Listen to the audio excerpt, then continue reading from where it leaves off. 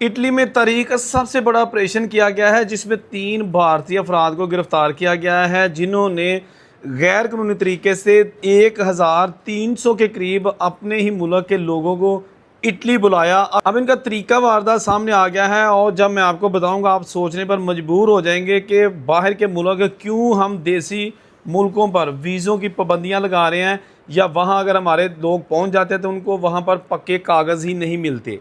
भाई अगर जो अभी आपको बताने लगा हूँ ऐसी हरकतें होंगी तो फिर हक तो बनता है उनका कि वो हमारे साथ ऐसा ही करें। करते ये क्या थे ये 3 लोग जो कि इंडियन है, ये इनके दफ्तर बने हुए थे इंडिया में भी और ये रहते थे इटली में। ब्रेशिया में बेसिकली ये कार्रवाई की गई है।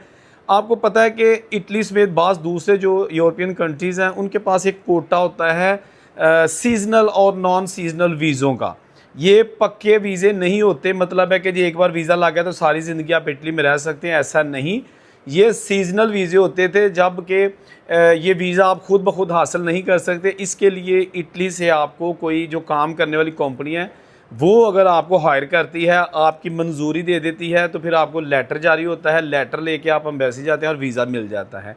ये लोग 13,800 यूरो एक बंदे से चार्ज कर रहे थे उसको इटली बुलाने के लिए। 13,800 इनका रेट था। ये उनको जाली कागजात जैसे भी है, जो फर्जी कंपनियां वहाँ पे बनी हुई थी इटली में, कुछ फर्जी थी, कुछ ऐसी गोरों की कंपनियां थी कि जिनको मच्छी शोरा लग गया था, उनको भी रिश्वत देते थे कि जी यह बंदियां की लिस्ट है। तो इन्होंने रेट लिस्ट बनाई हुई थी। उन आजरों को कहते थे कि भाई ये लोग हैं जो पैसे देने के लिए तैयार हैं तो इनके वीज़े जो है ना वो लगने चाहिए। तो अब जनाब इन्होंने तकरीबन पिछले कुछ सालों से ये जो बाज़ार गर्म किया हुआ था, इनका तरीका वारदात तो मैंने आपको बता दिया।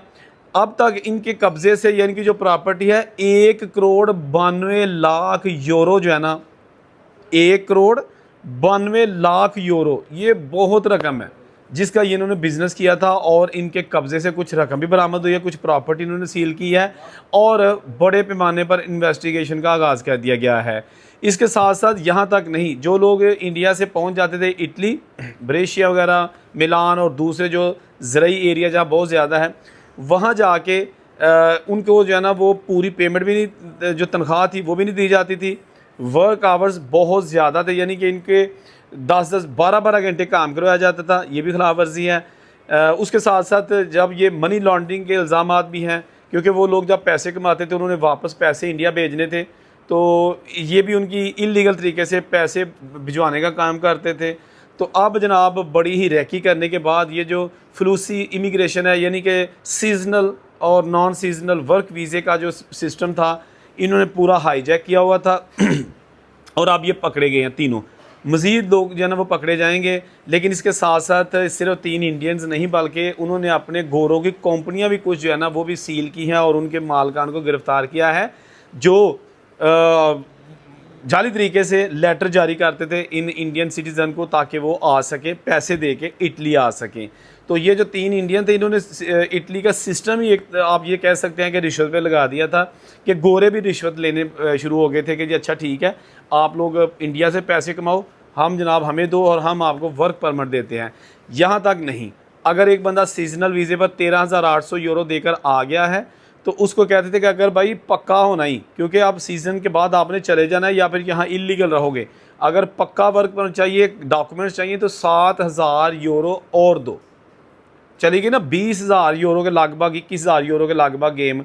अच्छा, ये अब जनाब सारा सिस्टम कोलैप्स हो चुका है और ये पकड़े जा चुके हैं। इसमें एक चीज़ मैं आपको बता दूं कि बहुत सारे ऐसे लोग होते हैं जिनको ये पता नहीं होता कि सीजनल वीज़ा है। जब इनसे बाहर ये किसी से साजबाज कर रहे होते हैं किसी को बाहर ले जाने के लिए, तो उनको यही बताते हैं कि भाजी तो सारी ज़िंदगी होते ही रहना है। ये सीजनल वीज़े होते हैं, अगर सीज़न ख़त्म हो जाता है तो आपको वापस आना होता है। ये नॉन यूरोपियन कंट्रीज़ के लिए कोटा मुख्तस किया जाता है। इस साल यानी कि 2026 के लिए भी 1,68,000 वीज़े मुख्तस किए गए हैं। सिर्फ पाकिस्तान या इंडिया के लिए नहीं बल्कि गैर मुल्कियों के लिए टोटल 1,68,000 वीज़े मुख्तस किए गए थे।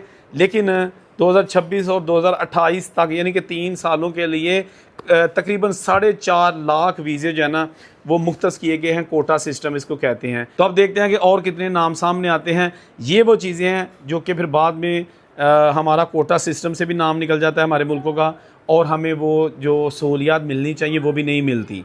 तो ये थी अब तक की ताज़ा तरीन। मज़ीद ख़बरों और अपडेट्स के लिए देखते रहिए मेरा चैनल। अल्लाह हाफ़िज़।